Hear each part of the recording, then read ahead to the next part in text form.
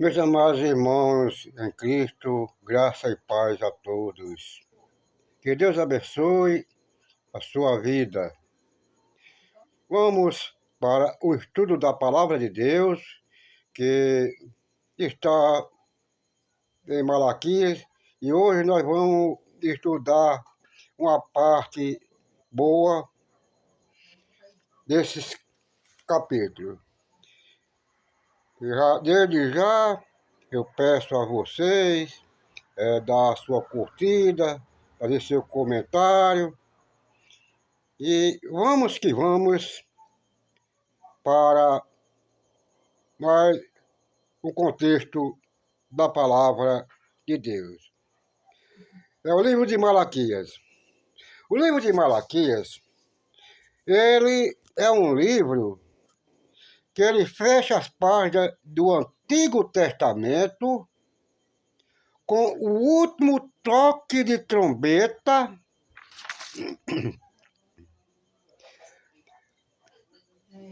antes de um longo silêncio de 400 anos.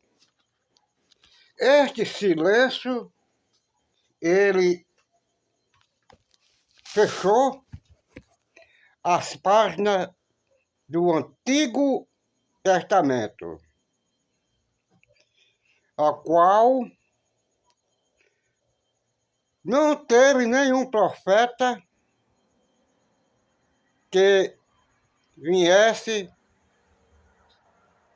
à terra para profetizar.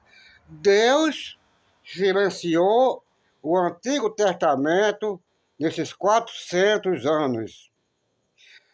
O povo de Israel já tinha vindo de Babilônia após 70 anos de exílio na Babilônia. O povo voltaram a Israel e vieram com todo o seu tipo de artimanha que aprenderam na Babilônia. E aí, os povos desagradaram a Deus. Aí, muitos hoje dizem que não prega no Antigo Testamento porque é a lei de Moisés e por isso não vão pregar. Prega pelo Novo Testamento porque é a nova aliança. Se o Novo Testamento é a nova aliança, para que eles cobram dízimo? Porque dízimo é do Antigo Testamento.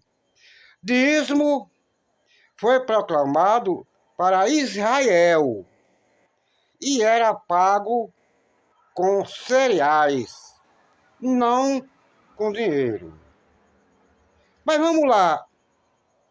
A questão que nós vamos falar nesse longo silêncio que houve. Numa linguagem fervorosa e brilhante, Malaquias continua a escrever o tipo original de sacerdote. Ele profetiza sobre o sol da justiça, o mensageiro do concerto e o grande, terrível dia do julgamento divino, no qual o justo será galardoado e o ímpio será castigado. E aí nós vamos pegar todas as referências que está no contexto. Finalmente, ele exorta ao povo a observar as leis dadas a Israel através de Moisés e prometeu a vinda do Messias e do seu precursor Elias. Esta declaração conclui o Antigo Testamento e liga as boas novas da provisão de Deus no sol da justiça, descrito no Novo Testamento. No caso, esse precursor, Elias, esse precursor se chama João Batista, que veio antes de Jesus endireitar os caminhos do Senhor para que o povo obedecesse a Deus. Ok? Agora nós vamos na cristologia de Malaquias. Apesar do Senhor ter segurado novamente a introdução do livro, a continuidade do seu amor imutável, a ênfase básica do livro é o julgamento. De acordo com esse motivo, pode ser discernido diversos títulos do Messias. Em Malaquias capítulo 1 e versículo 14, o Senhor declara ser o grande rei, muito maior do que um governador, a quem não ofenderia com uma oferta maculada. Israel, com seus costumes cebosos que trouxe da Babilônia, eles ofereciam a Deus animais cego, manco e doente, a dizer que Deus para eles não era nada. Mas Deus,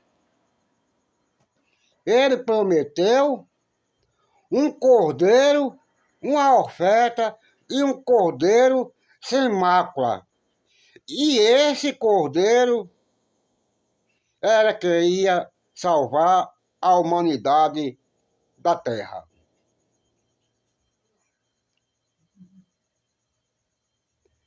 Nestas condições, ele deixará de julgar o impositor que jura honestidade, mas é avarento. Zacarias, capítulo 14, versículo 9.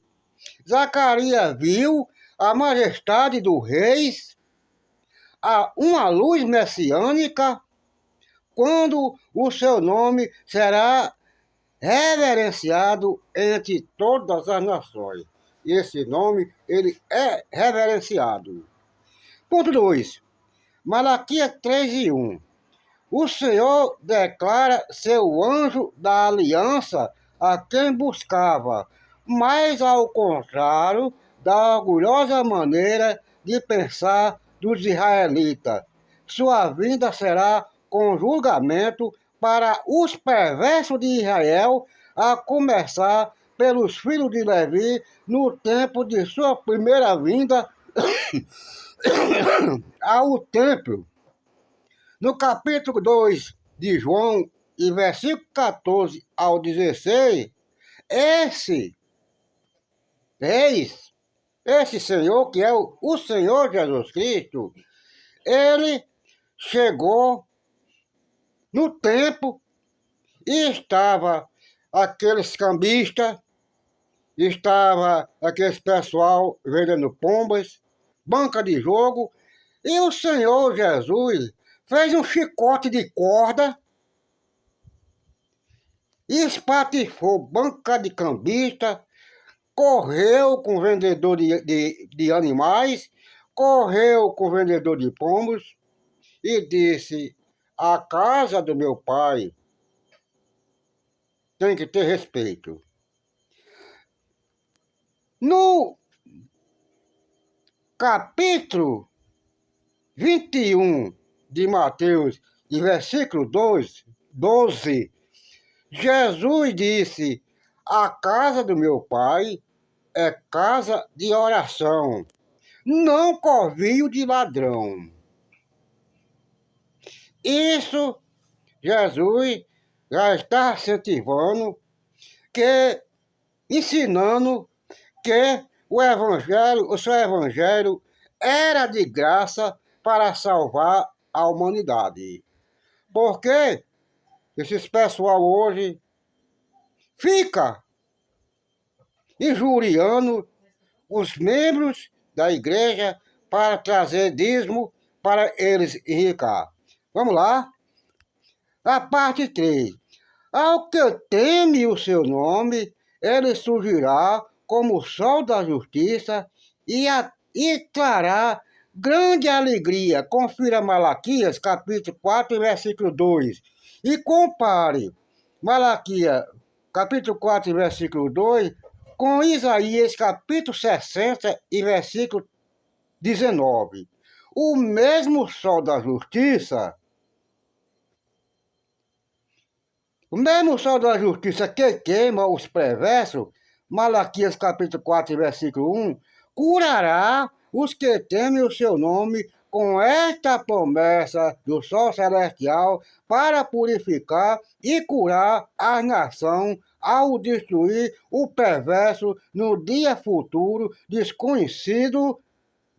A voz profética silenciou os sombrios dias do período intertestamentário, testaram sua fé na palavra profética dada pela lei de Moisés.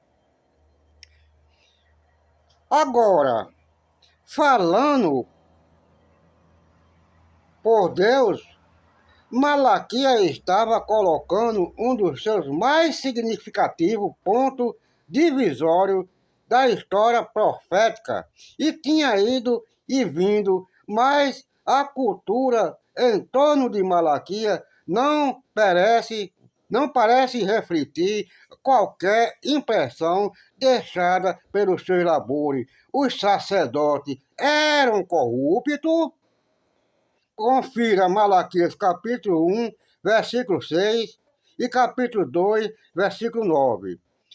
E o povo, com alguma exceção, não era melhor. Confira Malaquias capítulo 2, versículo 10 e capítulo 4 e versículo 3. Mas Deus continua no trono soberano. Deus era Pai. Malaquias capítulo 1, versículo 6. Um grande rei. Malaquias capítulo 1, versículo 14. O governador celestial. Malaquias capítulo 1, versículo 8. O doador das alianças, dos mandamentos, Malaquias capítulo 2, versículo 5, e capítulo 4 e versículo 4. Na qualidade do Deus de juízo, ele produzirá a condenação de Edom, Malaquias capítulo 1, versículo 3 e o versículo 4. Na sua maldição, repousava sobre os sacerdotes infiéis. Malaquias capítulo 1, versículo 14, ainda capítulo 2, versículo 2, versículo 3 e o versículo 9. Sobre aquele que havia furtado, Malaquias capítulo 3, versículo 9, ele extirpará aqueles que se haviam casado com mulheres pagãs. Malaquias capítulo 2, versículo 12. O dia do Senhor consumirá o ímpio. Malaquias capítulo 1, capítulo 4, versículo 1 ao versículo 3. Vamos para frente, tem mais história da palavra de Deus. Na qualidade de um Deus de graça, ele abençoaria e remanescentemente fiel, pois uma história graciosa estava por trás de seu amor. A Jacó, Malaquias capítulo 1, versículo 2. De sua aliança com Levi, Malaquias capítulo 2, versículo 4 e versículo 5. De sua paciência com os filhos de Jacó, Malaquias capítulo 3, versículo 6. De sua oferta àquele quem havia sido mordomos infiéis, Malaquias capítulo 3, versículo 10. Do surgimento do sol da justiça, Malaquias capítulo 4, versículo 2. E da prometida vinda de Elias, Malaquias capítulo 4, versículo 5 e o 6. O dia do Senhor se aproxima-se, dizia Malaquias, seria um dia glorioso para o justo. Malaquias capítulo 3, versículo 16 e versículo 17. E capítulo 4, versículo 2 e o versículo 3.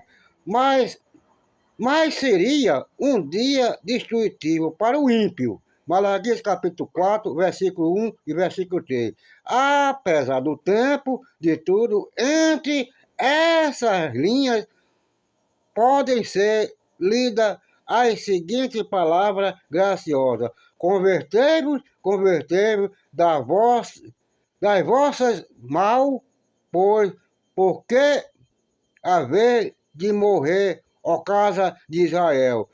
Ezequiel, capítulo 33, versículo 11.